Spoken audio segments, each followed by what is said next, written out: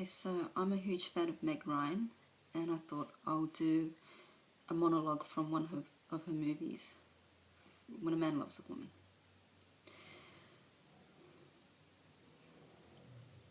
Hi, I'm Alice, and I'm an alcoholic. I've been sober for 184 days.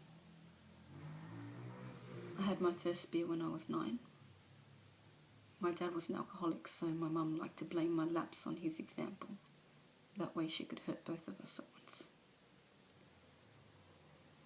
Anyway, I like my beer and the ones that followed. And about a year ago I got drunk. I couldn't stop getting drunk. It never happened quite like that, and I still don't know why. I've lied to everybody that I know, everybody that I love, and I've been ashamed, terrified, and humiliated every day.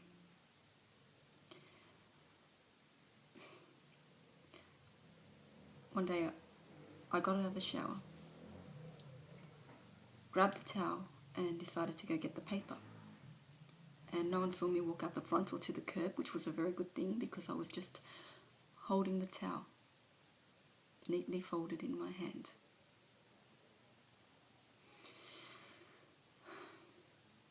I have to say how lucky I've been, because there were times when I drove my girls around would rip me out of my mind.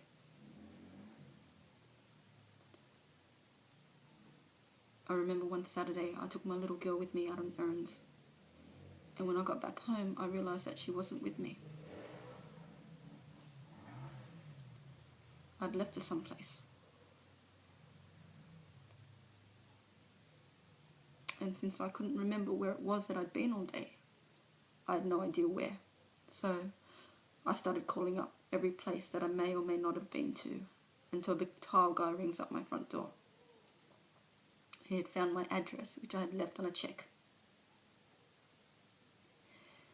And I rewarded him, of course, as you do, by never going back to his store.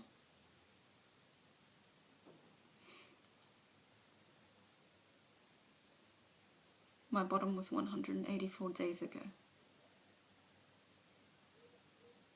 when my little girl watched me wash down aspirin with vodka.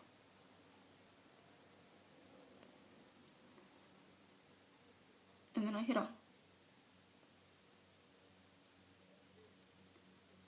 And when I had passed out, she was alone with me, and she thought that I was dead.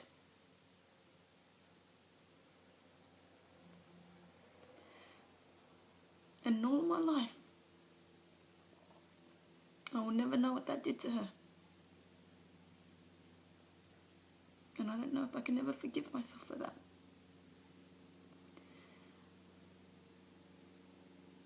And I don't know if I can forgive myself for what I've done to my husband.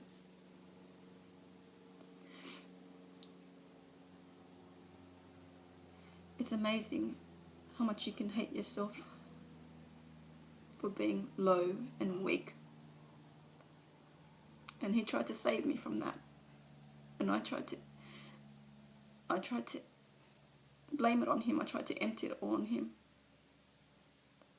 But there was always more,